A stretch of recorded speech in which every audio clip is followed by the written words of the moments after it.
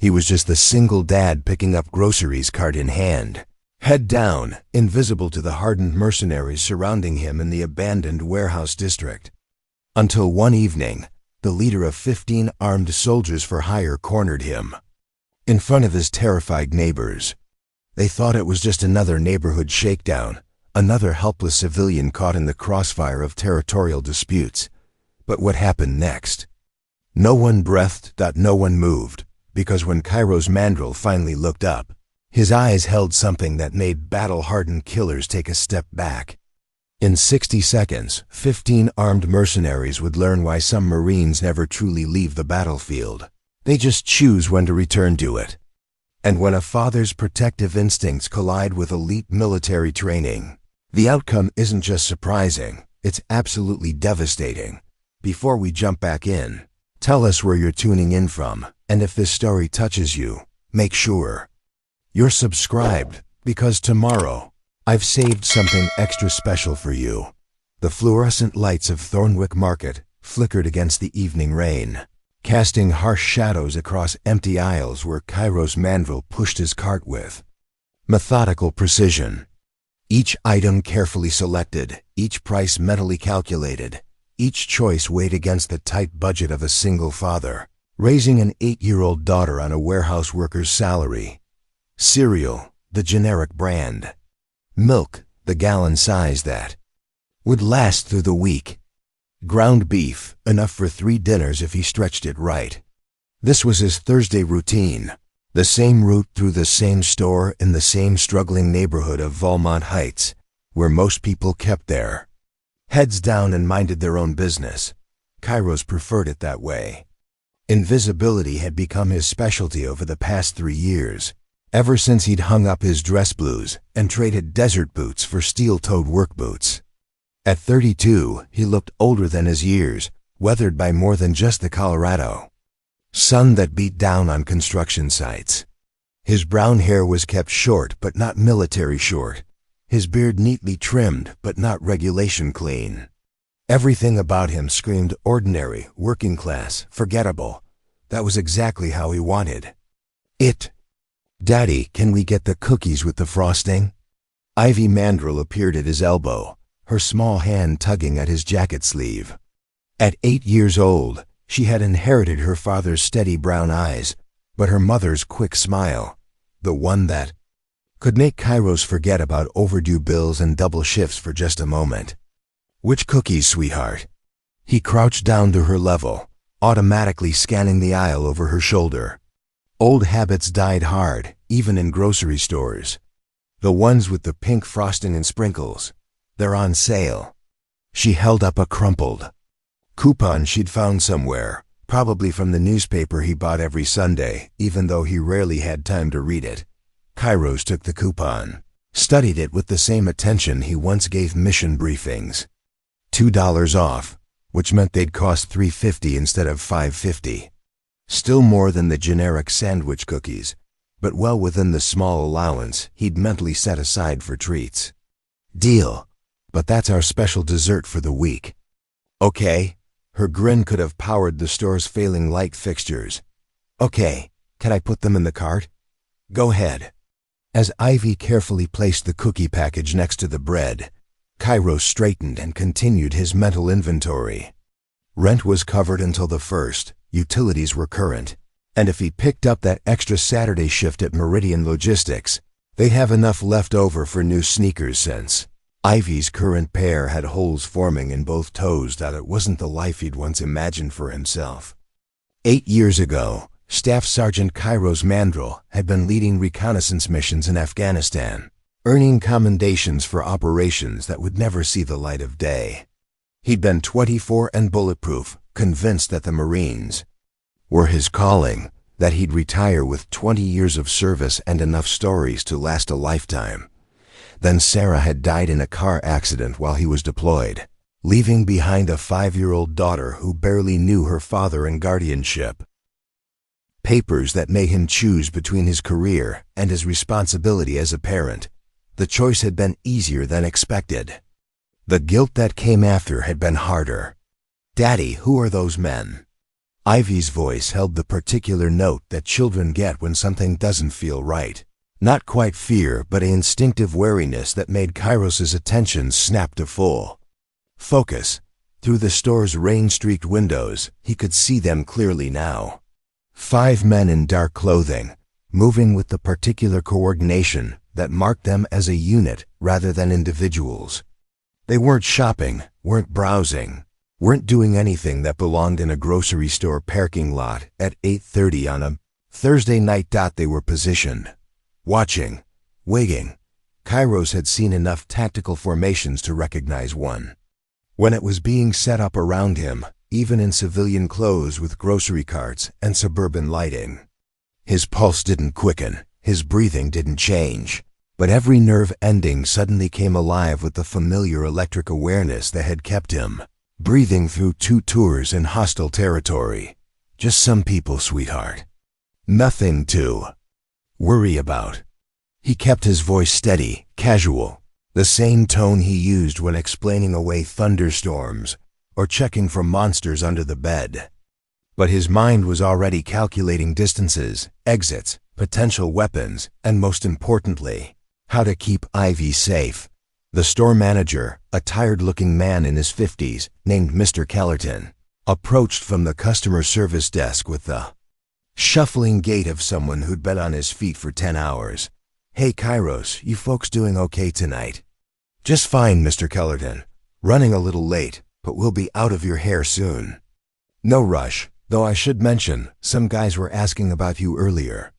Said they were old friends trying to catch up, but they didn't look like your usual crowd, if you know what I mean." Kairos nodded casually while his mind processed the information. Someone had been asking about him specifically. In a neighborhood where most people barely knew their next-door neighbors' names, that was concerning. More concerning was that whoever these people were, they'd done enough research to track him to his regular grocery store, his regular shopping time, his regular routine. What kind of questions were they asking? Nothing too specific. Just confirming you lived around here, whether you shopped here regularly, what times you usually came in. I told them I don't give out customer information, but they seemed pretty confident they'd find you anyway. The pieces were forming a picture Kairos didn't like. Professional surveillance, coordinated positioning, advanced intelligence gathering. This wasn't random crime or mistaken identity. Someone wanted him specifically, and they'd put thought and resources into making sure they could find him when they were ready. "Daddy?" Ivy tugged at his sleeve again. "Can we go home now? I don't like those men outside." From the mouths of babes. If an 8-year-old's instincts were picking up threat indicators, then the situation was probably worse. Then it appeared. Kairos made his decision with the same speed that had once earned him recognition for battlefield leadership. "Mr. Kellerton, is your back-loading dock accessible from inside the store?" The older man's eyebrows rose, but he'd lived in Valmont Heights long enough to recognize when someone needed help without asking too many questions. "Yeah, through the stockroom. Is there a problem?" "Probably not, but I'd rather be careful." "Would you mind if we slipped out that way? I can come back for my car later." "Course not." "Follow me." As they moved toward the back of the store, Kairos kept one hand on Ivy's shoulder and his attention divided between the windows and the stockroom door. The 5 men outside were still maintaining their positions, which confirmed his suspicion that they were waiting for him to exit through the front entrance. Professional, organized, patient, definitely. Not random. The stockroom smelled of cardboard, an industrial disinfectant, filled with pallets of inventory and the familiar chaos of retail logistics. Mr. Kellerton led them through the maze of boxes to a metal door marked "Authorized Personnel Only." "This opens onto Clearwater Avenue, about 2 blocks from where you parked. You okay getting home from there? We'll manage." "Thanks for this. Hey, we look out for each other around here." That's how it's supposed to work. As the door closed behind them, Kairos found himself in a narrow alley with Ivy's hand in his, and a distinct feeling that his carefully constructed quiet life was about to become very complicated. The rain had picked up, turning the poorly lit alley into a maze of shadows and reflecting puddles. "Daddy, are we in trouble?" He squeezed her hand gently. "Not trouble, sweetheart. Just being extra careful." It wasn't entirely true, but it wasn't entirely false either. Trouble would be when those 5 men realized their target had slipped out the back. Trouble would be when they started expanding their search pattern.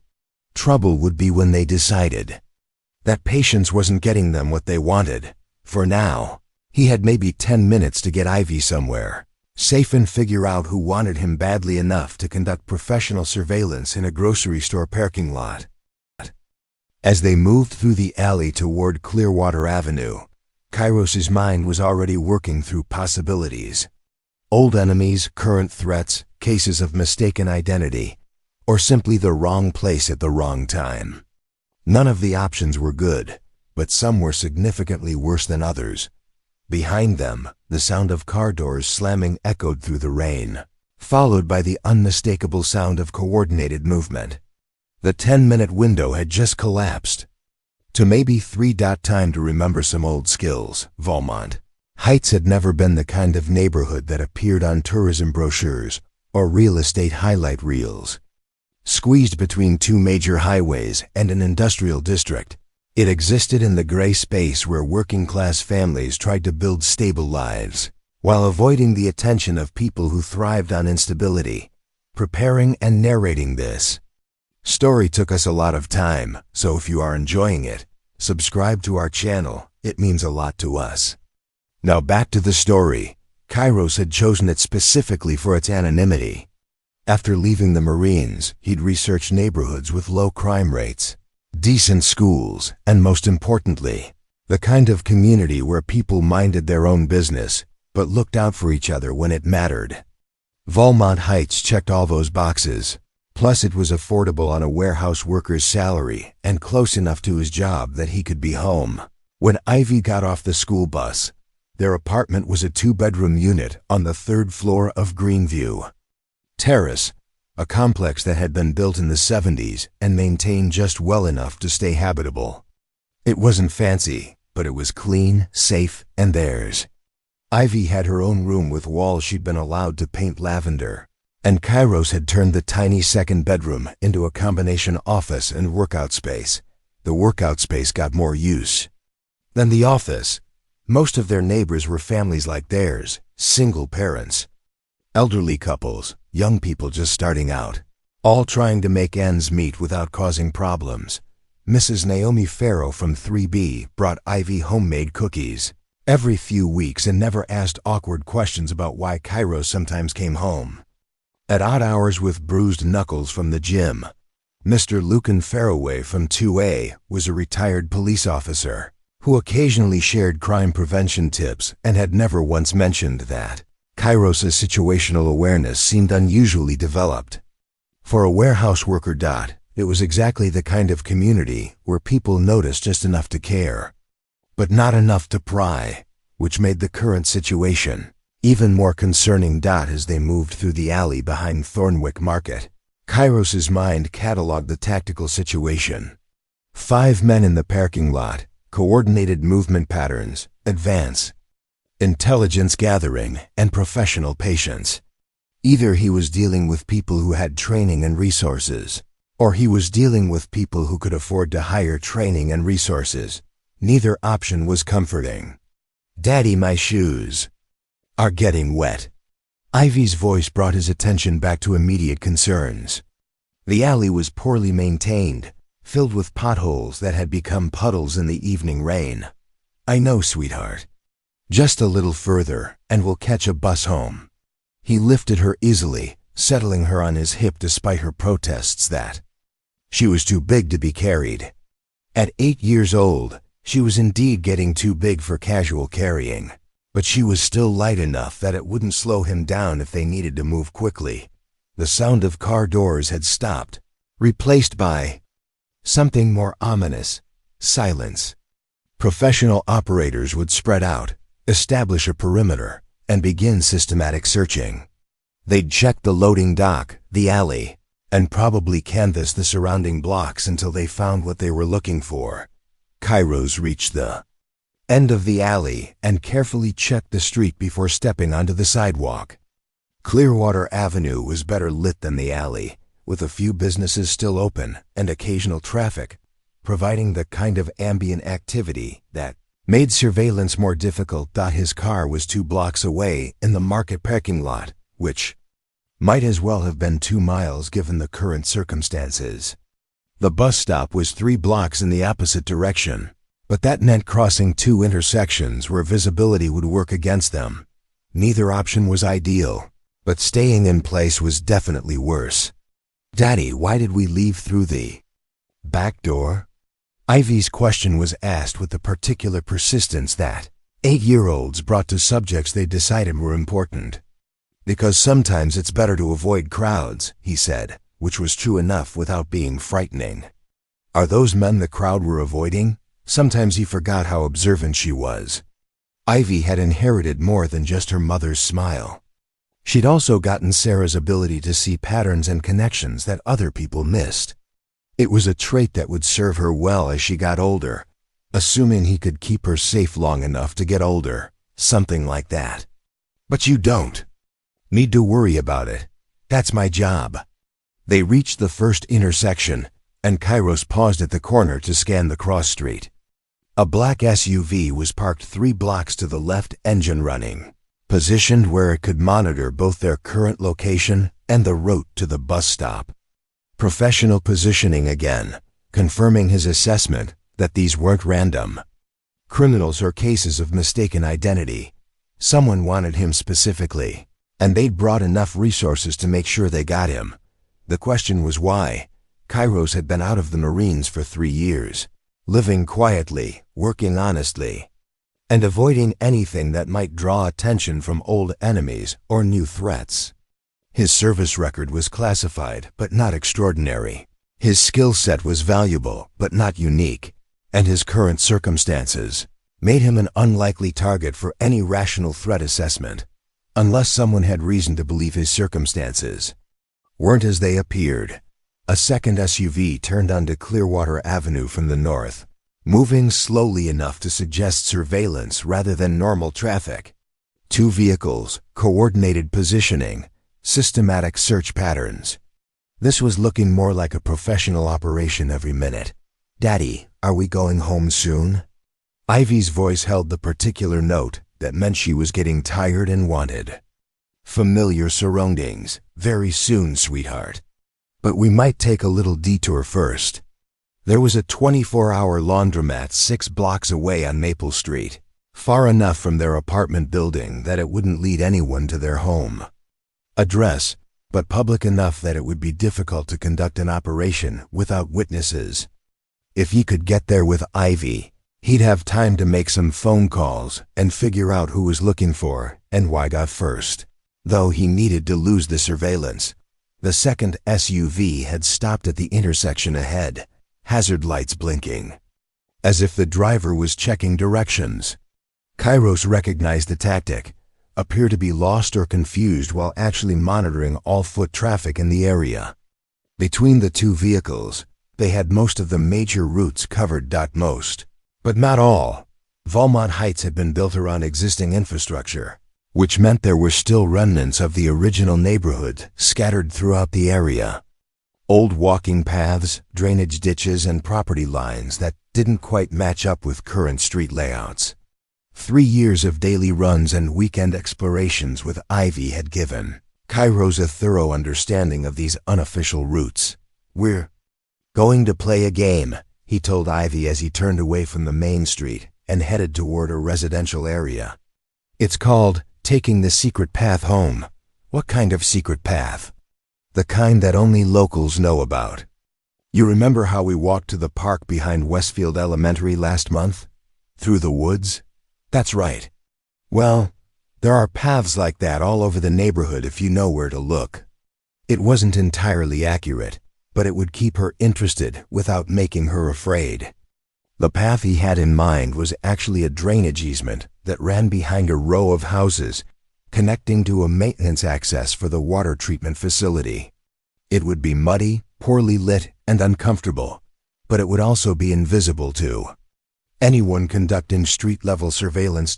As they walked through the residential streets, Kairos noticed lights coming on in windows as people settled in for the evening. Normal families doing normal things, watching television, helping with homework, cooking dinner. The kind of life he'd built for himself and Ivy over the past 3 years. The kind of life that was about to become significantly more complicated. His phone buzzed with a text message. Unknown number, which immediately raised his alert level another notch. We just want to talk. No one needs to get hurt. Bring the girl and meet us at Thornwick Market in 30 minutes. Kairos deleted the message without responding, but his mind was already processing the implications. They had his phone number, they knew about Ivy, and they were confident enough to make demands. This was definitely not random crime, mistaken identity. This was personal. The drainage easement was exactly where he remembered it, hidden behind a chain-link fence that had been cut years ago and never repaired. As they slipped through the opening, Ivy wrinkled her nose at the smell of stagnant water and industrial runoff. This is gross, Daddy. I know, sweetheart, but remember, it's our secret path. That makes it special. Behind them, the sound of car engines grew louder as the search expanded into the residential area. Professional or not, they were running out of patience. Which meant Kairos was running out of time to figure out who they were and what they wanted before the situation escalated beyond his ability to control it. The drainage easement led them through a quarter-mile of industrial landscape that most residents of Valmont Heights never knew existed. Concrete channels designed to handle storm runoff, maintenance access points for utility infrastructure, and the kind of forgotten spaces that cities create accidentally and never quite remember to develop. Kairos had discovered the network during his first year in the neighborhood, back when sleepless nights and restless energy had driven him to explore every corner of his new environment. Old habits from reconnaissance training, adapted to suburban geography. Know your terrain, know your escape routes, know where you can disappear if everything goes wrong. Tonight, everything was definitely going wrong. They emerged from the drainage system behind the Valmont Community Center, a brick building that hosted youth sports leagues and senior citizen activities during the day, but stood empty in the evening hours. The parking lot was deserted except for a few cars belonging to the evening maintenance crew, and the building's security lighting provided enough illumination to move safely without being easily spotted from the street. Daddy, where are we? Ivy looked around with the curiosity that children bring to new places, even muddy, industrial new places that smell like concrete and rain. About 6 blocks from home, just taking a different route. He set her down and checked his phone. 2 more messages from the unknown number, each one more insistent than the last. Time's running out. We know where you live. We know where she goes to school. Stop being difficult. This can go easy or hard, your choice, but it's going to happen either way.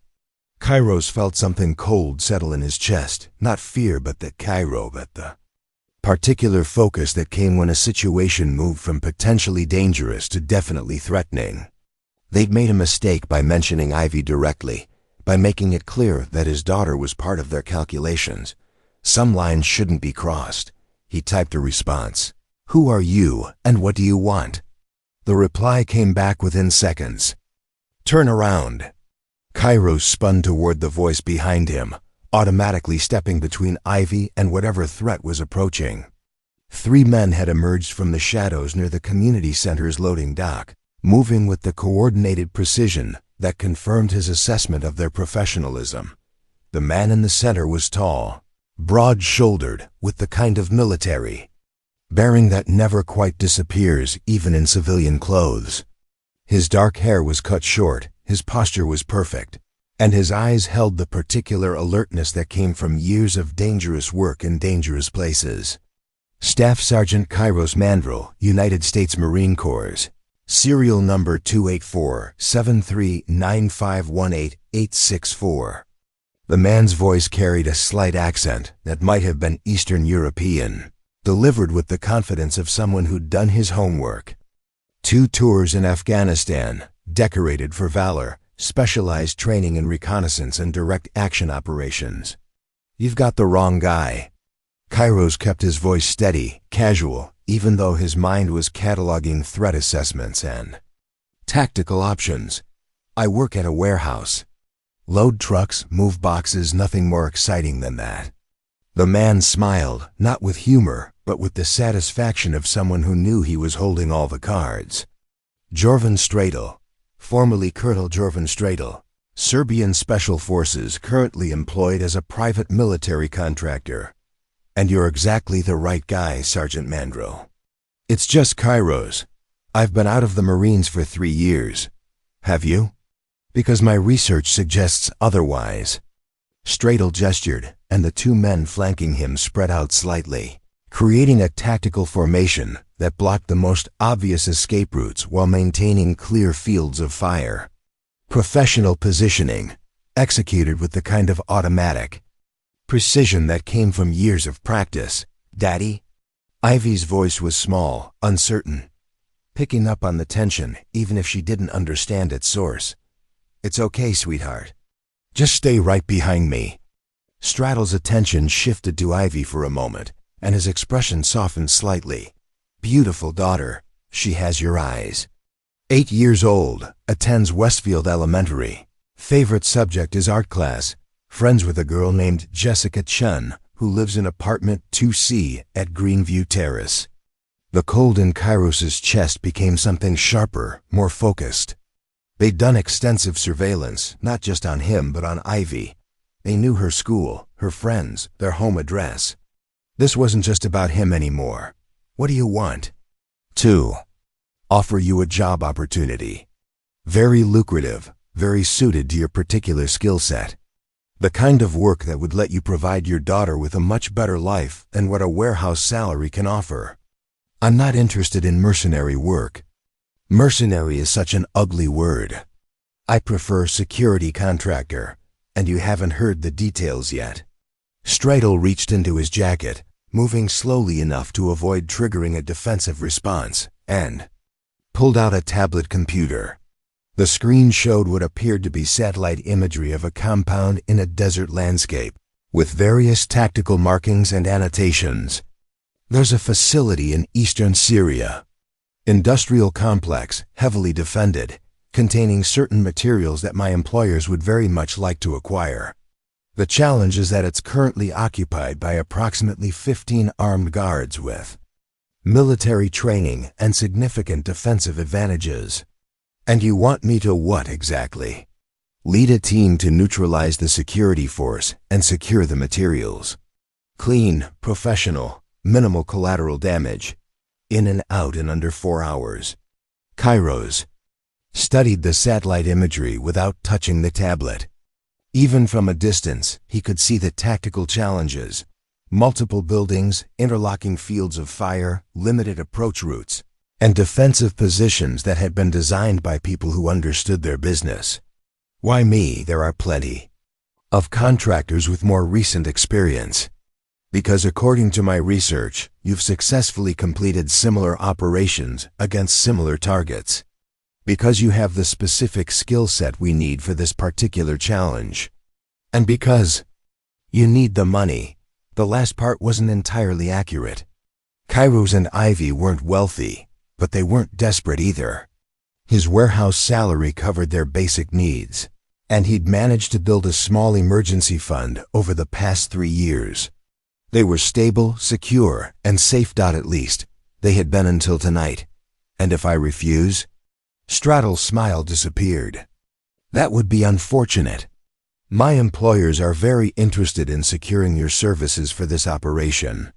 They've invested considerable resources in identifying you as the optimal candidate. That sounds like a threat. It's a business proposition. But like any business proposition, it has certain terms and conditions.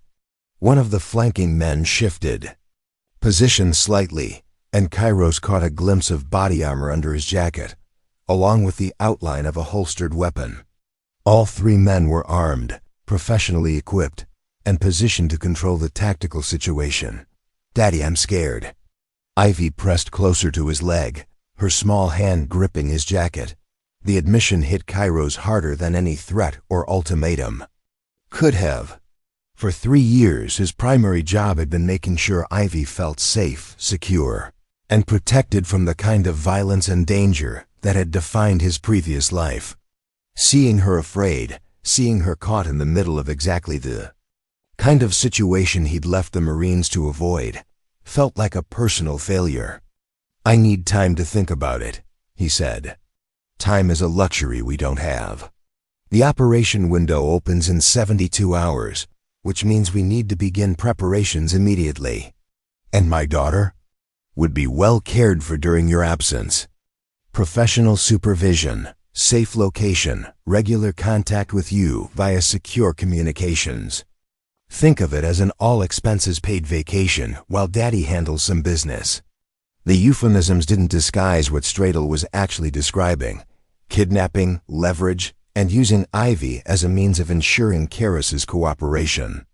It was professionally done, politely phrased, and absolutely unacceptable. "Let me make sure I understand. You want me to leave my daughter with strangers while I risk my life breaking into a heavily defended facility in a war zone to steal something for people I've never met?" That's a rather pessimistic way of phrasing it, but essentially accurate. And if something goes wrong with the operation, then your daughter would be returned home safely with a substantial compensation package for her loss. Kairos felt something shift inside his chest, a familiar sensation from his military days, when situations moved from complicated to lethal.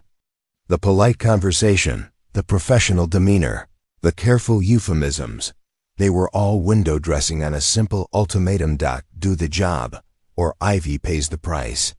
"I need a minute to explain the situation to my daughter." "Of course. Take all the time you need." Kairos knelt down to Ivy's eye level, keeping his voice gentle and his expression calm even though his mind was calculating distances, weapons, and the tactical advantages of their current position. "Sweetheart, I need you to listen very carefully. In about 30 seconds, I'm going to tell you to run toward that building over there." He indicated the community center without pointing, obviously. "There's a door on the side marked Emergency Exit. It's probably locked, but there's a rock garden next to it where you can hide until I come get you. What about you? I need to finish talking with these men, but I'll be right behind you, okay? Are they bad men, Daddy?" Kairos looked into his daughter's eyes and made a decision that would change everything. "Yes, sweetheart, they are." "Touching," Stradle said from behind them. "But unnecessary. We're all reasonable people here. I'm sure we can work something out that serves everyone's interests."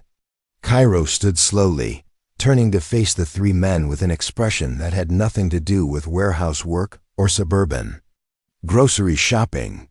When he spoke, his voice carried the particular tone that had once made enemy combatants reconsider their life choices.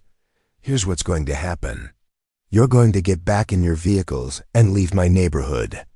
You're going to forget you ever heard my name or my daughter's name, and you're going to find someone else for your operation.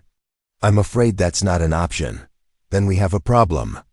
The tactical situation was clear: 3 armed professionals against 1 unarmed civilian with a child to protect.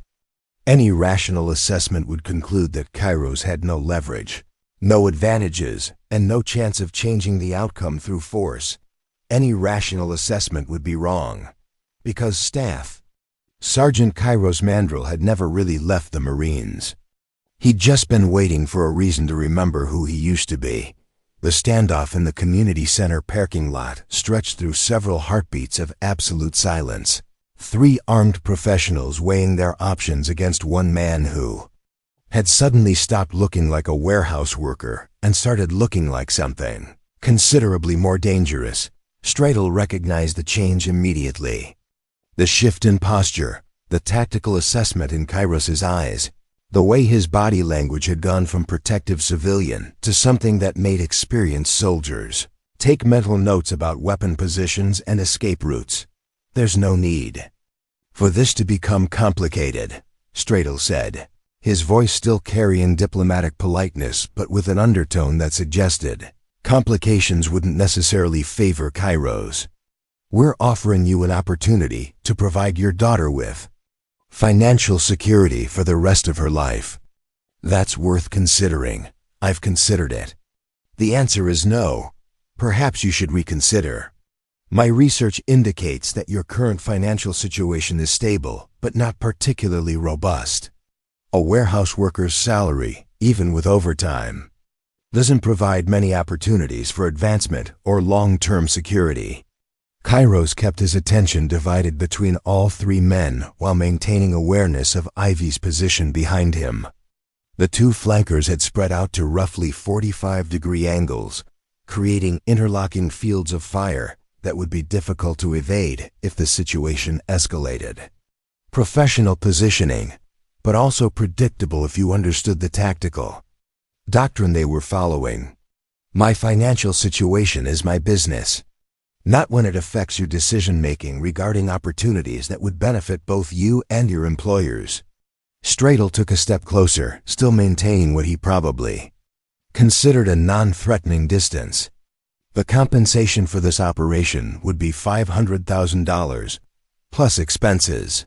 That's more than 10 years of warehouse salary for less than a week's work. Blood money. Professional fees for professional services. There's a difference. Ivy tugged at Kairos's jacket, her voice barely above a whisper. Daddy, I want to go home. The simple request cut through all the tactical assessments and threat calculations like a blade. His 8-year-old daughter wanted to go home, wanted to be safe, wanted her normal life back. Instead, she was standing in a dark parking lot listening to strangers discuss kidnapping her and forcing her father into illegal operations overseas. We're going home, sweetheart. Right now. Kairos took Ivy's hand and started walking toward the street, not hurrying but not hesitating either. A clear statement of intent that didn't invite further discussion. Mr. Mandrel, Stradle's voice carried a note of warning. I don't think you understand the situation fully. I understand it perfectly. You want something from me that I'm not willing to give. That's where this conversation ends. Unfortunately, my employers have already invested considerable resources in this operation. They're not accustomed to accepting refusal as a final answer. Kairos stopped walking but didn't turn around. Then they should have done better research. I left military contracting for a reason. Yes, I'm familiar with your reasons. The incident in Kandahar province, the civilian casualties, the subsequent investigation that resulted in your early departure from active duty. The words hit like a physical blow, not because they were inaccurate, but because they were being spoken in front of Ivy. His daughter didn't need to hear about the worst moment of his military career, the operation that had gone wrong in ways that still haunted his sleep 3 years later. That's not your business. It became my business when my employers decided they needed someone with your particular combination of skills and motivations. Someone who understands the cost of failure. Someone who has strong reasons to ensure that operations are completed successfully without unnecessary complications. Stradle was good at his job, Kairos had to admit. The threat was subtle but clear. They'd researched his background thoroughly enough to understand exactly which psychological pressure points would be most effective. They knew about Kandahar, which meant they probably knew about the nightmares, the guilt, and the reasons he'd chosen civilian life over continued military service. They were counting on that guilt to make him compliant. Daddy, what's he talking about? Ivy's question was asked with the particular intensity that children brought to subjects they sensed were important, but didn't understand. Nothing you need to worry about, sweetheart. But he said something about you and the military, not. Now, Ivy. The sharpness in his voice made her flinch, and Kairos immediately regretted it. This wasn't her fault. None of it was her fault. And she didn't deserve to be caught in the middle of his past coming back to complicate their present. I'm sorry, sweetheart. I didn't mean to snap at you. Perhaps, Stradle said, we should continue. This conversation in a more private setting. My associates have prepared a secure location where we can discuss the details without distractions. The answer is still no. And your daughter's safety is still dependent on your cooperation. There it was, finally stated clearly without euphemisms or diplomatic language. Cooperate, or Ivy would pay the consequences. The threat that had been implied throughout the conversation was now explicit, unmistakable, and completely unacceptable. Kairos turned around slowly, his movement deliberate and controlled. When he spoke, his voice carried the particular quiet intensity that had once made enemy combatants surrender without firing a shot. Let me be very clear about something. My daughter is not part of this conversation. She's not leverage, she's not a bargaining chip, and she's not going anywhere with you or your associates. That may not be your decision to make. It's absolutely my decision to make. The two flankers shifted position slightly, hands moving closer to concealed weapons. The tactical situation was escalating beyond the point where diplomatic solutions were possible, and everyone in the parking lot understood it. Mr. Mandrel, Stradle said, his voice taking on a harder edge, I've tried to handle this professionally, with respect for your family situation and your previous service. But my patience isn't unlimited, and my employer's patience is even more restricted.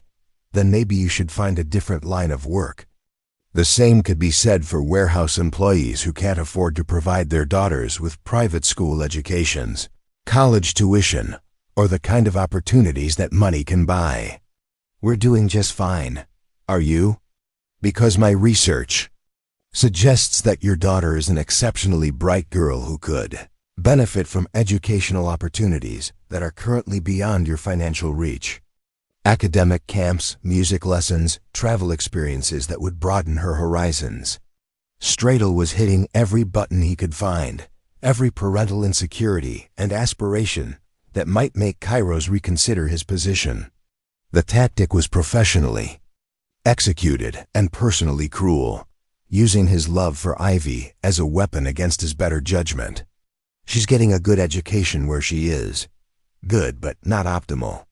And certainly not the best that money could provide. Ivy tugged at his hand. Daddy, what's optimal mean? It means the best possible, sweetheart.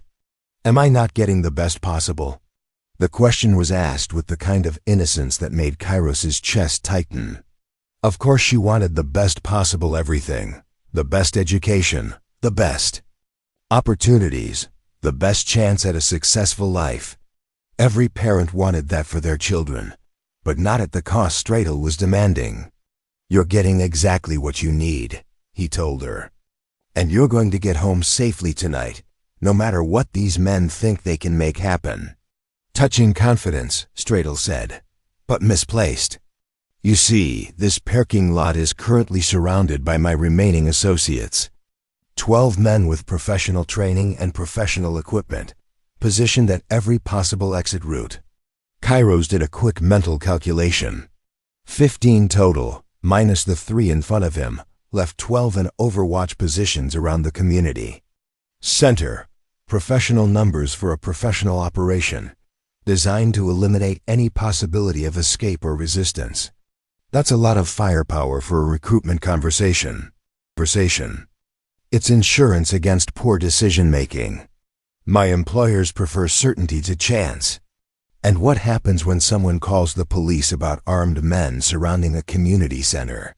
The police response time to this area is approximately 8 minutes during normal circumstances, 12 to 15 minutes during shift changes. We've been here for less than 4 minutes, which leaves us plenty of time to conclude our business. Professional intelligence again. They'd researched response times, shift schedules, and tactical vulnerabilities with the same thoroughness they'd applied to his personal background. This wasn't a spontaneous operation. It was a carefully planned extraction with multiple contingencies and professional execution, which meant they were serious about taking him with or without his cooperation. Daddy? Ivy's voice was small, frightened, picking up on the reality of their situation, even if she didn't understand all the details. "Are we going to be okay?" Kairos looked down at his daughter, seeing fear in her eyes for the first time since they'd started their ordinary grocery shopping trip. Fear that he'd put there by not being careful enough, not staying hidden well enough, not protecting her from the kind of people who use children as leverage in professional operations. The guilt from Kandahar had nothing on the guilt of seeing his daughter afraid because of choices he'd made years before she was born. "Yes, sweetheart. We're going to be okay." "How can you be so confident?" Stratel asked. Kairos looked up at the three armed men, at the tactical situation that any rational assessment would conclude was hopeless, at the professional operation designed to give him no choice but compliance. Then he smiled, not with humor, but with the particular expression that had once made Taliban commanders rethink their strategic positions. "Because you made one critical mistake in your research." The parking lot seemed to hold its breath as Kairos's words hung in the air, a challenge wrapped in certainty that made all three professionals reassess their tactical assumptions. Stratel's eyes narrowed, recognizing that the dynamic of their carefully orchestrated operation had just shifted in ways he hadn't anticipated. And what mistake would that be?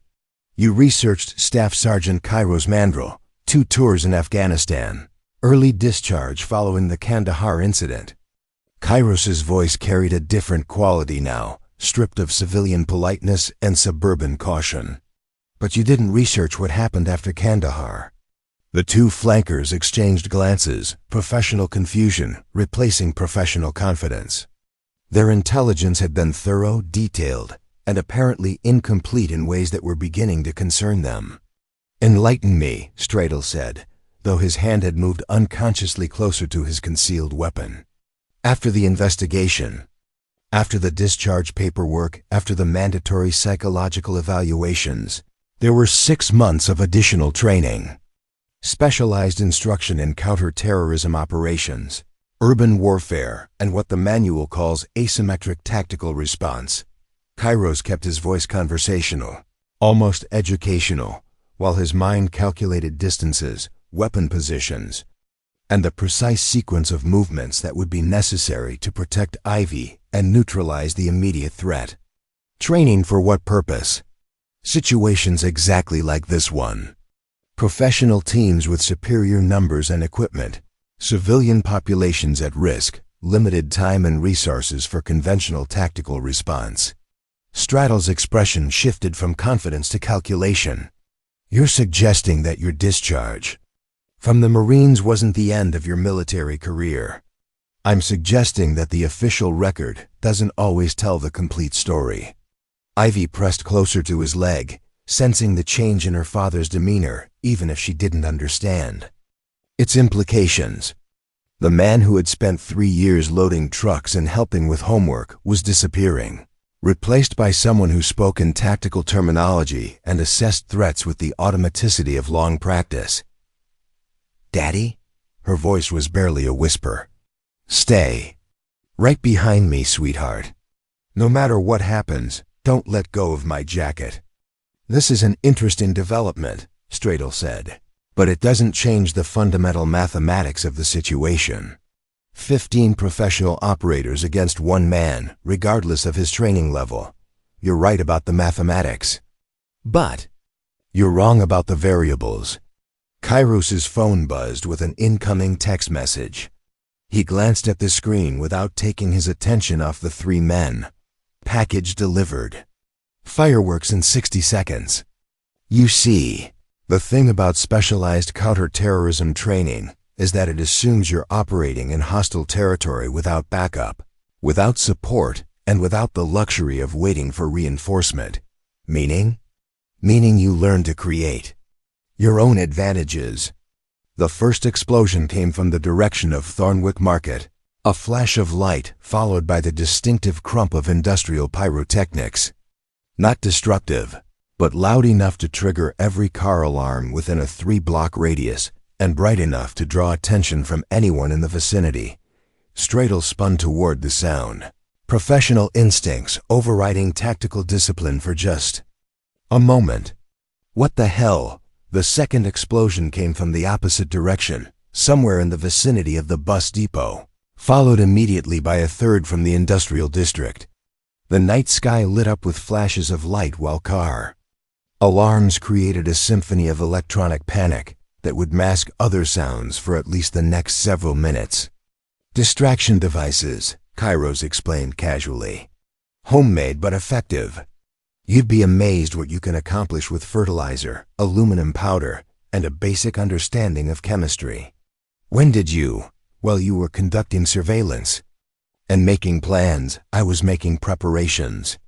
The advantage of local knowledge over professional intelligence.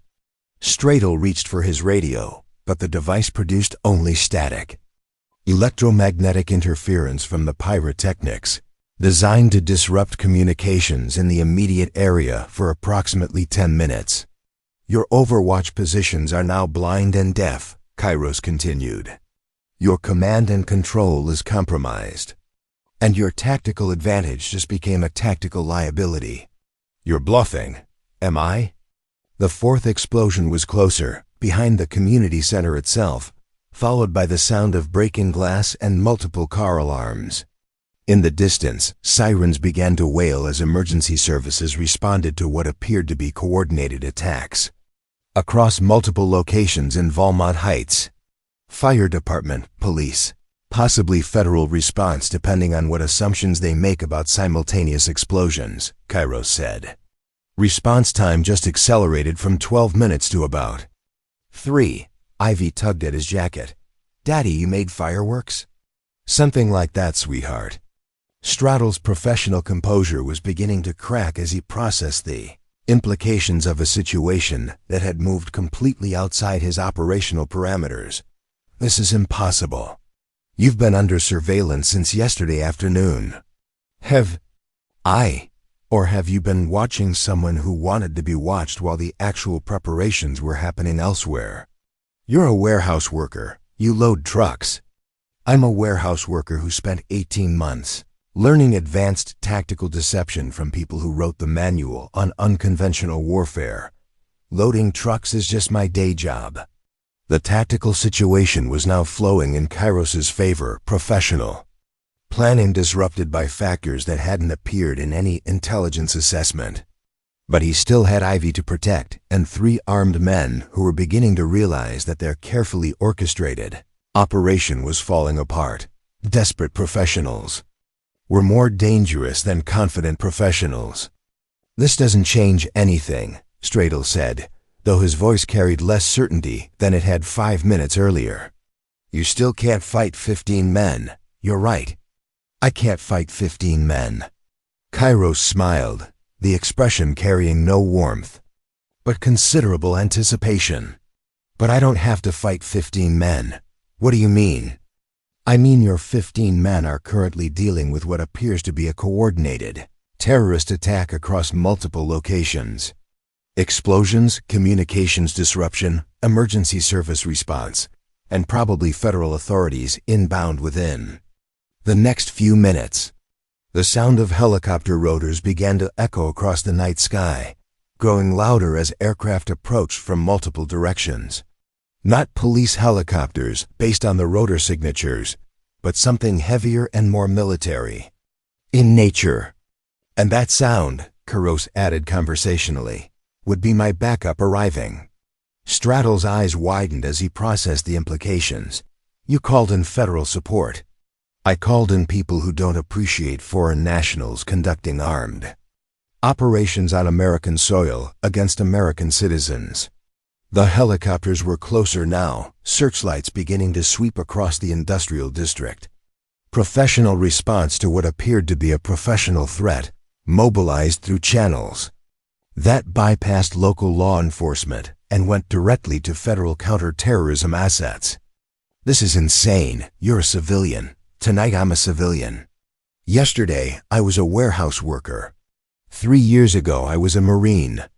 Kairos's voice carried the particular quiet intensity that made experienced soldiers reconsider their tactical positions.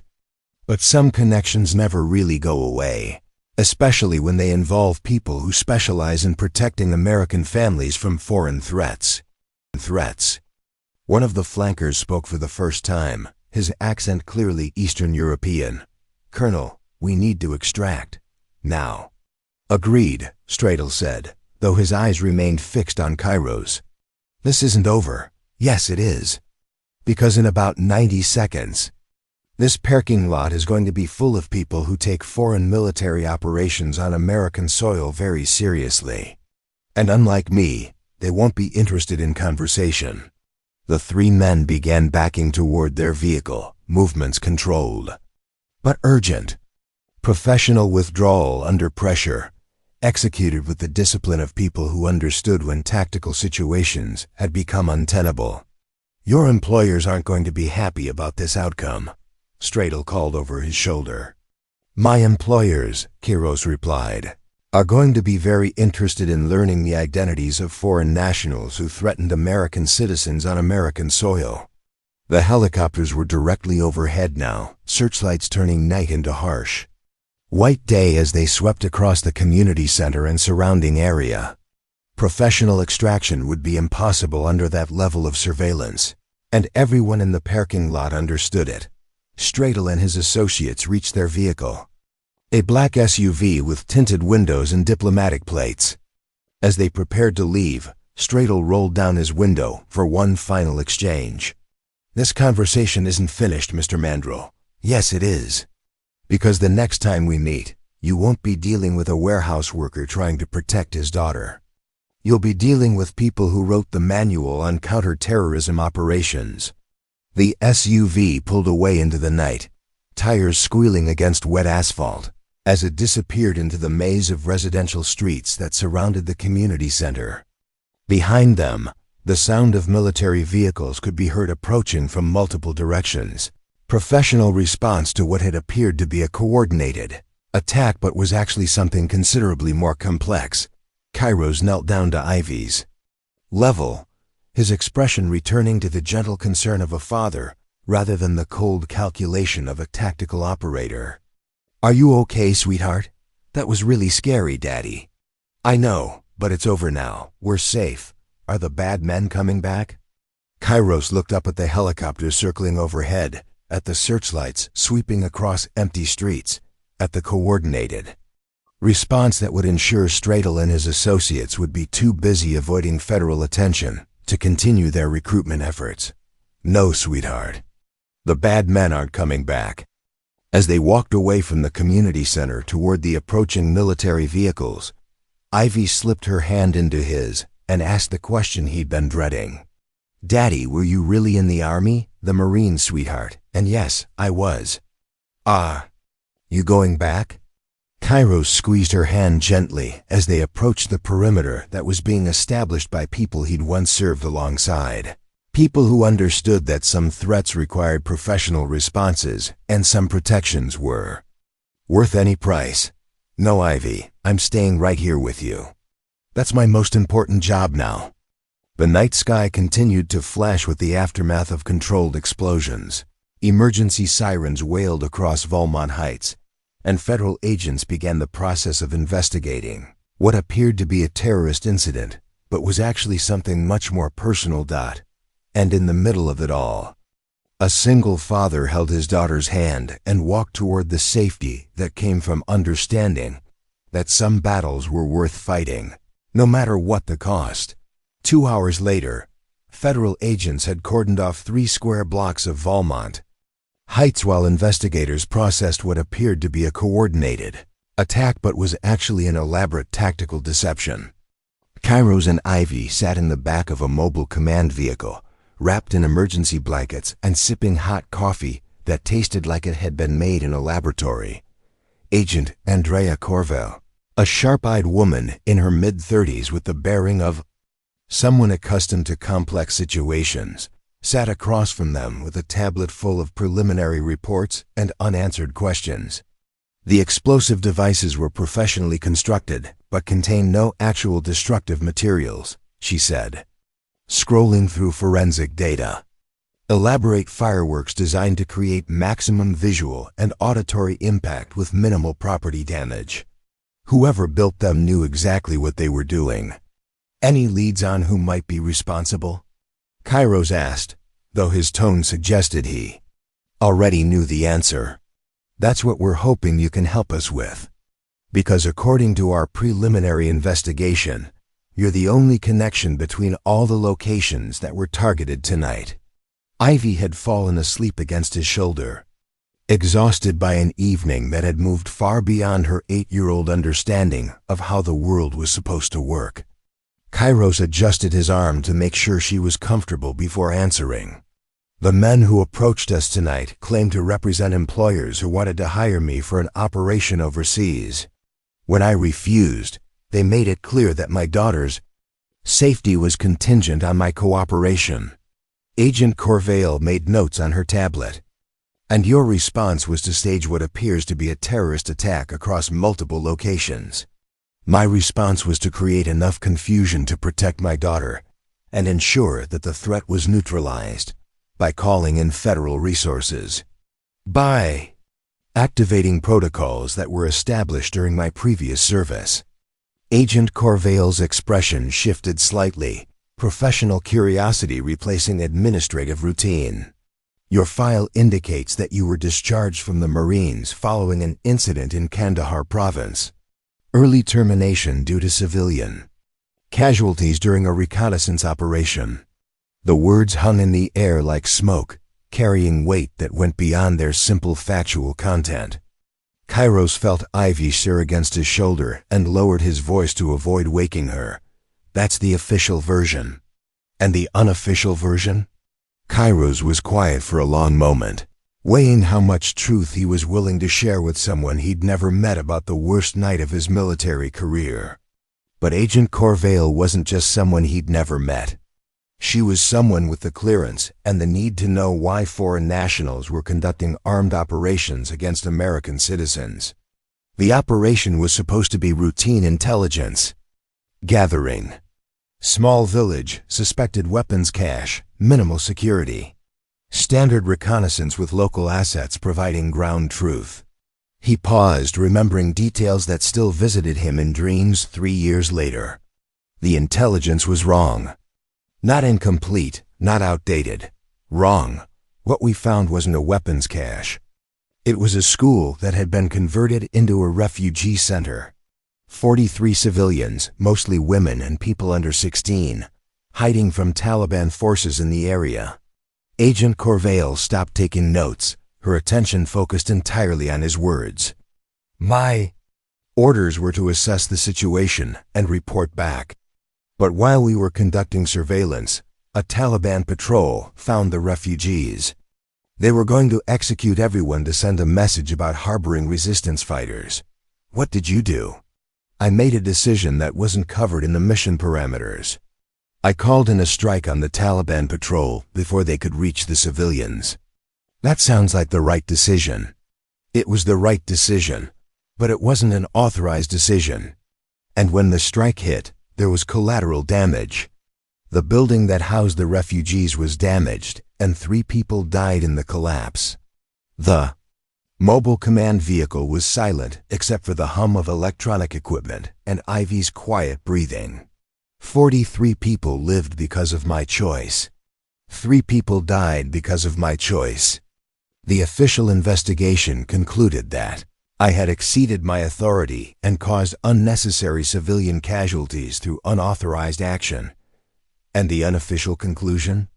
The unofficial conclusion was that I had prevented a massacre and saved 40 lives at the cost of 3.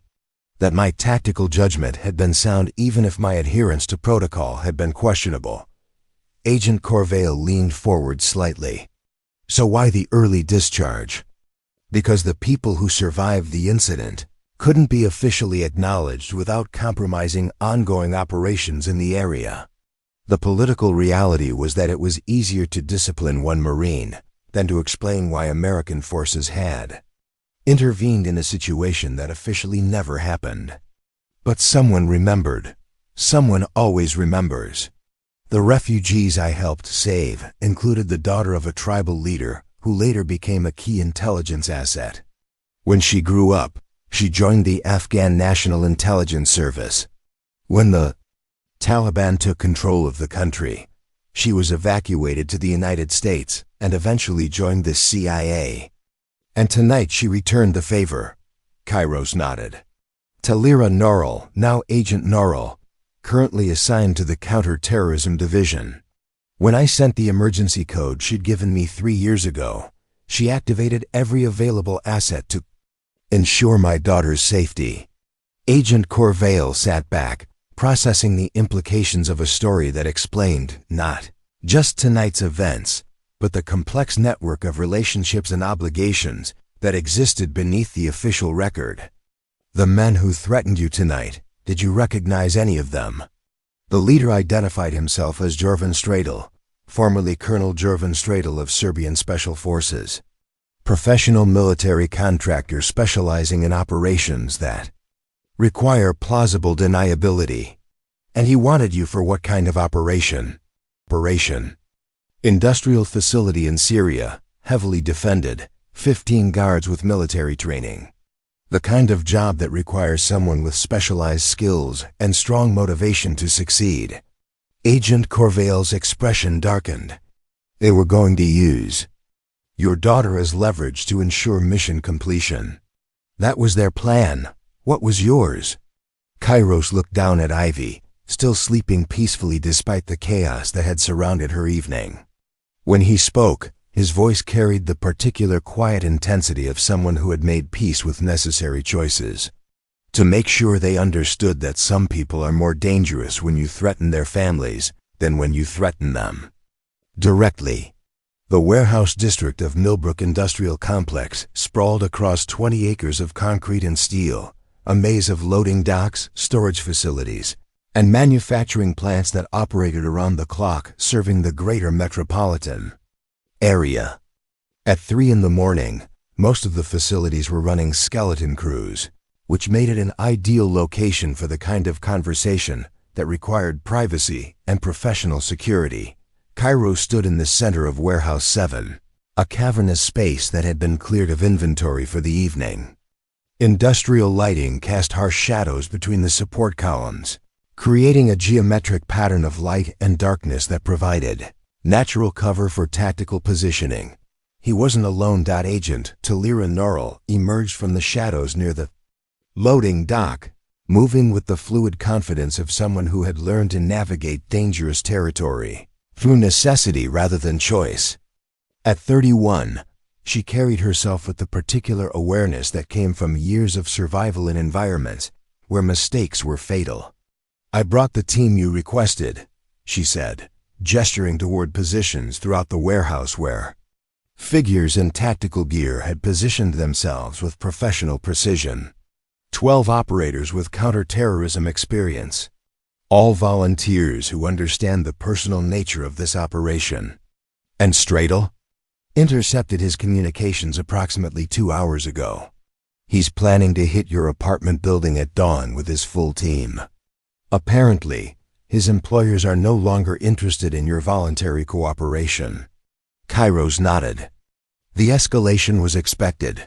Professional criminals rarely accepted failure gracefully, and Stradel's reputation would suffer if he returned empty-handed from what should have been a routine recruitment operation. 15 mercenaries against 12 federal agents in a populated residential building. Unacceptable casualty potential. Agreed. Which is why we're going to intercept them here instead. Agent Norrell activated a tactical display that projected a 3-dimensional map of the warehouse complex onto a portable screen. Red dots indicated known positions of Stradel's team, while blue dots showed the federal response elements. Intelligence suggests they're planning a standard breach and clear operation. Front and back simultaneously, overwhelming force, minimal finesse. They're expecting to find a single father and an 8-year-old girl, not a prepared defensive position. What about Ivy? Safe house with Agent Corvale. Professional protection, secure communications, and strict instructions to maintain position until we conclude this operation. Kairos felt some of the tension in his chest ease. Whatever happened in the next hour, his daughter would be protected by people who understood that some responsibilities transcended operational parameters, rules of engagement. These are foreign nationals conducting armed operations against American citizens on American soil. Lethal force is authorized, but we prefer live captures for intelligence purposes. And if they prefer otherwise? Agent Norrell's expression hardened. Then we'll accommodate their preferences. The sound of vehicles approaching echoed through the industrial complex, engines running quietly but not silently. Professional approach, coordinated timing, the kind of tactical movement that indicated Straddle's team had maintained their discipline despite the previous night's complications. 5 minutes, Agent Norrell said into her radio. All positions report ready status. Acknowledgements came back from positions throughout the warehouse complex. Professional voices confirming that the trap was set and the hunters were about to become the hunted. Kairos checked his equipment. One final time. Body armor borrowed from Federal inventory, communications gear that would keep him connected to the tactical network, and weapons that he hadn't touched in 3 years, but that felt familiar in his hands despite the passage of time. "You sure about this?" Agent Norrell asked. "You could coordinate from the command vehicle instead of taking point." "They came after my daughter. That makes this personal. Personal can compromise judgment. Personal can also provide motivation that operational parameters can't match." The first breach came exactly where intelligence had predicted, the main loading dock. Explosive charges that turned steel doors into twisted metal and created entry points for a coordinated assault. Professional execution, overwhelming firepower, tactical precision designed to dominate any opposition through superior force and speed. Except the opposition had been expecting them. "Contact front," came the radio call as Federal agents engaged. The breach team with disciplined fire from prepared positions. Not wild shooting, not panic, but controlled engagement designed to channel the attackers into predetermined kill zones. Straddle's team adapted quickly, professional soldiers recognizing that their intelligence had been compromised and their tactical advantage had evaporated. They spread out, used cover effectively, and began the kind of methodical advance that indicated years of experience in hostile territory. But methodical advance took time, and time was working against them. "Secondary breach, north wall," reported Agent Kellerton from his overwatch position. 4 hostiles, moving with purpose. Kairos activated his radio. "I'll take the secondary breach. Keep the primary team contained, but don't let them retreat." "Negative, maintain position." "Let the team handle. They threaten my daughter. I'm handling the secondary breach." Agent Norrell's voice came through the earpiece, resignation mixed with understanding. "Copy that. Be careful, Kairos." The north wall breach had been executed with the same professional precision as the primary assault, but the 4-man team that came through the opening found themselves in a different kind of tactical situation. Instead of surprised civilians, they were facing someone who moved through the warehouse, shadows with the fluid confidence of intimate familiarity. Kairos had spent the previous hour studying the warehouse layout, identifying cover positions, calculating angles and distances, turning the industrial space into an extension of his tactical awareness. Every support column, every piece of equipment, every shadow had become part of his defensive network. The first mercenary rounded a corner and found himself facing empty space where intelligence had suggested he would encounter resistance. The confusion lasted exactly long enough for Kairos to close distance from an unexpected angle and neutralize the threat with minimal noise and maximum efficiency. The second mercenary recognized the tactical situation and began to adapt, calling for backup while establishing a defensive position behind the forklift. Professional response, but predictable based on standard small unit tactics. Kairos was no longer operating by standard small unit tactics. The engagement that followed lasted less than 4 minutes, but demonstrated the difference between professional Training and professional experience enhanced by personal motivation. When it was over, 4 mercenaries were secured with zip ties and minor injuries, while Kairos remained unscathed and ready to support the primary engagement. Secondary breach neutralized, he reported. 4 hostiles secured, no friendly casualties. Outstanding. Primary breach is contained but not resolved. They've taken defensive positions and appear to be waiting for reinforcement. What kind of reinforcement? Unknown. But intelligence suggests Dreddle anticipated the possibility of organized resistance. As if summoned by the conversation, the sound of helicopter rotors began to echo across the industrial complex. Not the military aircraft that had supported the previous night's operation, but something smaller and more maneuverable. Extraction bird, Agent Norrell reported.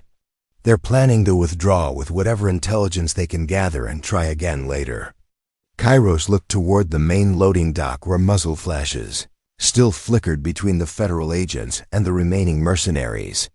Professional soldiers executing a fighting withdrawal, covering each other's movement while maintaining enough pressure to prevent pursuit, not if I can help it. The helicopters settled onto the warehouse roof with the precision of military aviation, rotors maintaining lift while a rappelling line dropped through a skylight that had been shattered by precise gunfire. Professional extraction under pressure, executed with the kind of timing that suggested extensive rehearsal and superior intelligence. Kairos watched from his position near the north wall as 3 figures emerged from the primary breach area and began moving toward the extraction point with disciplined covering fire. Stradle and 2 associates, withdrawing with tactical discipline while their remaining team members maintained defensive positions to prevent pursuit. They're extracting. Agent Norrell reported through the radio. Do we pursue? Pursue? Negative, came the response from the tactical commander. Too much risk of civilian casualties if we engage the aircraft in a populated area. Standard operational doctrine, designed to minimize collateral damage and maintain public safety. Reasonable, professional, and completely unacceptable given the specific circumstances of this operation, because this wasn't just about stopping foreign mercenaries from conducting operations on American soil. This was about ensuring that the people who had threatened his daughter understood that some lines could never be crossed without consequences. Kairos, maintain position. Do not pursue. He clicked his radio once in acknowledgement, then turned it off entirely before moving toward the stairwell that led to the warehouse roof. Some decisions couldn't be made by committee, and some responsibilities couldn't be delegated to others regardless of their professional qualifications. The roof access door had been forced, probably by the mercenary team during their initial reconnaissance. Kairos emerged into the pre-dawn darkness to find the helicopter maintaining hover, while Stradle and his associates prepared to board for extraction. Going somewhere? He called across the roof, his voice carrying easily over the rotor noise. Stradle turned, his expression shifting from tactical focus to personal recognition. Even in the chaos of a failed operation, he remembered the warehouse worker who had somehow orchestrated professional counterintelligence operations and federal response capabilities. Mr. Mandrel, I should have expected you'd find a way to complicate our departure. You threatened my daughter. That tends to motivate me toward persistence. The helicopter pilot was gesturing urgently for the team to board, clearly uncomfortable with extended ground time in a hostile area. But Stradle seemed determined to conclude their unfinished business before leaving. You've cost my employers considerable resources and professional reputation. They won't forget this. Good. I want them to remember. Stradle's expression shifted, professional assessment replacing personal animosity. You're not what you appear to be. None of us are. The difference is that I chose to use my skills to protect people instead of exploit them. Very noble. And completely naive about how the world actually works. I know exactly how the world works. I've seen what happens when people with power use it to hurt people without power. I've also seen what happens when someone decides to do something about it. The helicopter was dropping toward the roof now, extraction becoming urgent as the tactical situation deteriorated. But Stradle made no move to board, his attention focused entirely on the man who had disrupted what should have been a routine operation. You can't protect everyone, especially not from people who have the resources to be patient and creative. I don't need to protect everyone, just the people who matter to me. And when we come back with better intelligence, better planning, and better resources, Kairos smiled, the expression carrying no warmth, but considerable certainty. You won't. Very confident for someone who's outnumbered and outgunned. Am I? The sound of additional helicopters approaching from multiple directions filled the pre-dawn air. Military aircraft with the distinctive rotor signatures of serious federal response capabilities. Not extraction birds, but attack helicopters with enough firepower to neutralize ground targets with precision and overwhelming force. You see, Kairos continued conversationally, the thing about threatening American families on American soil is that it tends to attract attention from people who take that sort of thing very seriously. Stradle's expression shifted from confidence to calculation as he processed the implications of a tactical situation that had moved beyond his ability to control. This was a trap. This was a lesson. The difference between professional soldiers and people who fight for something that matters. The extraction helicopter was pulling away now, pilot recognizing that the tactical situation had become untenable. For ground operations, Stradle and his associates found themselves alone on a rooftop, surrounded by federal aircraft with no viable escape routes and no tactical advantages. What happens now?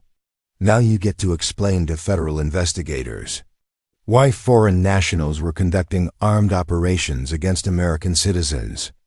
Your employers get to explain why they thought threatening an American family was an acceptable business strategy.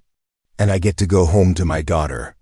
As federal agents flooded onto the roof from multiple access points, Stradle raised his hands in surrender but maintained eye contact with Kairos.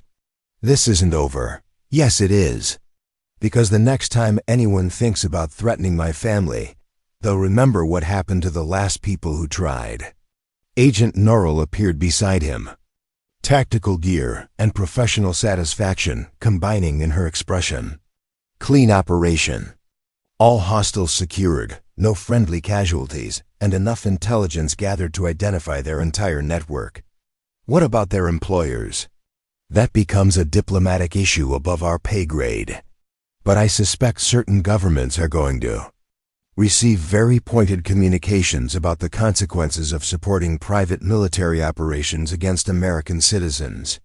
Kairos looked out over the warehouse district as dawn began to lighten the eastern horizon, thinking about the apartment where his daughter was sleeping safely under federal protection, about the quiet life they'd built together, and about the choices that had led him from combat operations to grocery shopping to this rooftop confrontation.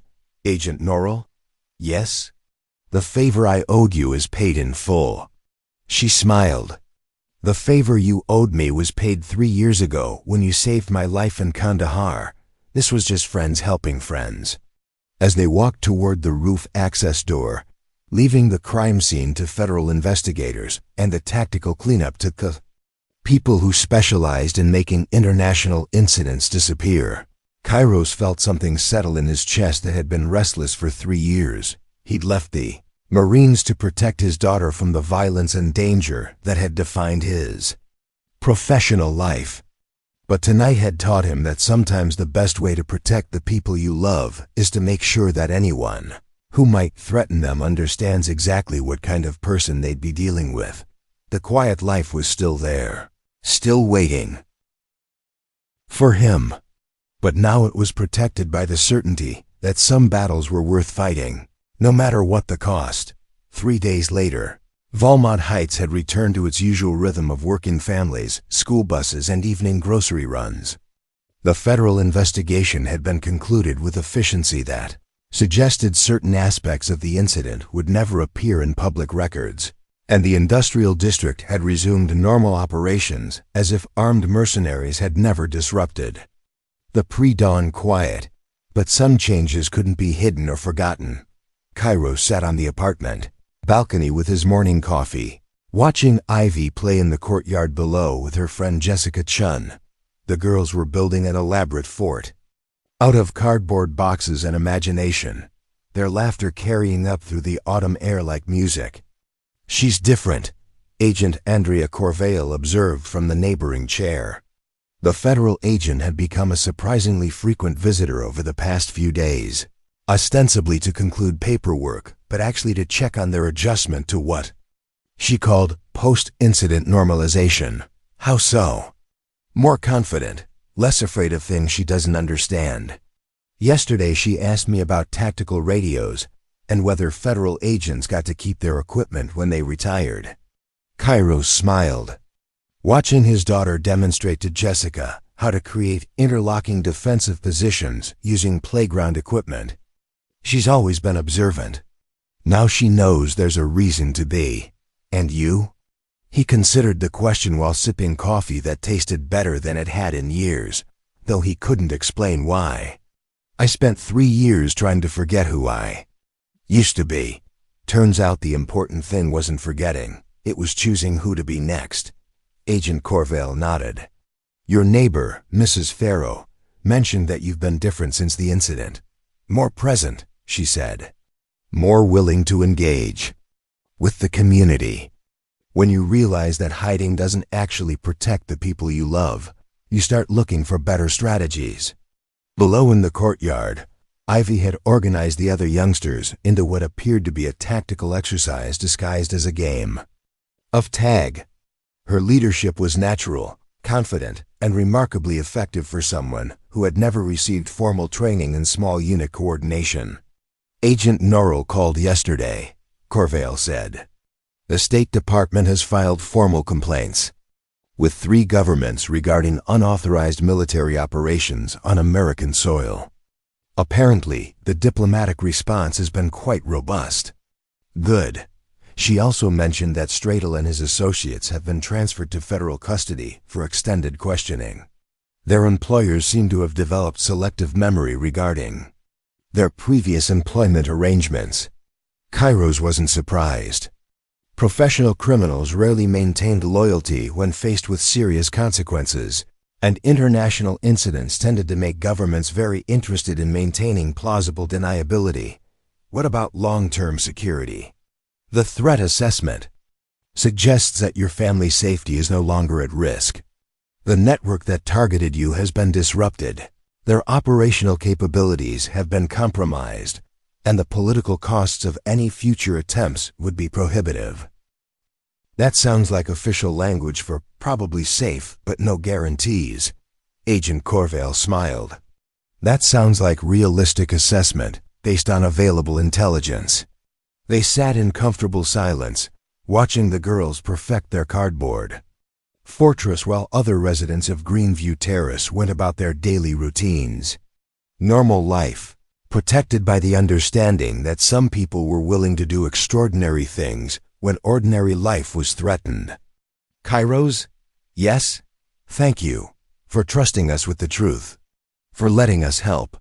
He looked at her, seeing past the federal agent to the person who had spent 3 days ensuring that his daughter felt safe and protected while her world expanded, to include knowledge of both danger and the people who stood against it. "Thank you for understanding that some battles are worth fighting." As Agent Corvale prepared to leave, Ivy climbed the stairs to the balcony with the particular energy that 8-year-olds brought to important announcements. "Daddy, Jessica wants to know if you can teach us about security procedures for our fort." "What kind of security procedures?" "The kind that make sure bad people can't get in, but good people always can." Kairos looked at his daughter, seeing intelligence and courage that hadn't been there a week ago, along with the confidence that came from understanding that the world contained both threats and protectors. "I think we can work something out." 6 months later, the community center in Valmont Heights hosted its annual neighborhood safety workshop, an event that had grown from a modest gathering of concerned parents into something approaching a local institution. The main hall buzzed with conversations as families learned basic security awareness, emergency preparedness, and conflict de-escalation techniques. Cairo stood at the front of the room, no longer the invisible warehouse worker who avoided attention, and kept his head down. His presentation on situational awareness was practical, accessible, and delivered with the quiet confidence of someone who understood that real strength came from preparation rather than intimidation. The most important skill isn't knowing how to fight, he told the assembled parents and teenagers. It's knowing how to recognize when something doesn't belong in your environment, and having the confidence to trust your instincts when they tell you something is wrong. In the front row, Ivy sat with Jessica Chun and several other youngsters, taking notes with the seriousness that she brought to subjects she considered important. At 9 years old, she had developed the kind of awareness that made her teachers comment on her maturity and her ability to help younger students feel safe and included. Mrs. Naomi Farrow raised her hand from the middle of the audience. What about people who don't have military training? How do we protect our families if we're just ordinary citizens? Cairo smiled, remembering his own assumptions about ordinary citizens and extraordinary circumstances. The most dangerous person in any situation isn't necessarily the one with the most training. It's the one with the most to protect and the will to act when action is necessary. After the workshop, as families filed out into the evening air, Agent Corvale approached with a folder marked with official seals and security classifications. "Final report on the incident," she said. "Thought you might want to see how it concluded officially." Kairos glanced through the documents, noting the sanitized language that transformed the confrontation between foreign mercenaries and federal agents into a routine counter-terrorism operation with minimal public impact. Stratel and his associates extradited to face charges in their countries of origin. Their employers have been designated as entities of special interest by several international security organizations, and unofficially, word has spread through certain professional networks that threatening American families tends to result in career-ending complications for everyone involved. As they walked toward the parking lot, Ivy appeared at Kairos's side, with the particular energy that preceded important questions. "Daddy," Mr. Lucan asked if you'd be willing to teach a class about home security for the senior residents. He said some of them are worried about break-ins, but don't know what precautions actually work. Kairos looked at his daughter, seeing the natural leadership that had emerged over the past months, the way she connected with people of all ages and helped them feel both safe and empowered. "What do you think? Should we help them feel more secure?" "I think everyone deserves to feel safe in their own home." The wisdom in her voice belonged to someone much older than 9, earned through experiences that most people never faced, but integrated with the kind of grace that made her father understand that strength could be inherited in unexpected ways. As they drove home through streets that had become more familiar and more precious over the past months, Kairos reflected on the journey from invisible warehouse worker to community resource, from hidden marine to protective neighbor, from isolated single father to engaged citizen.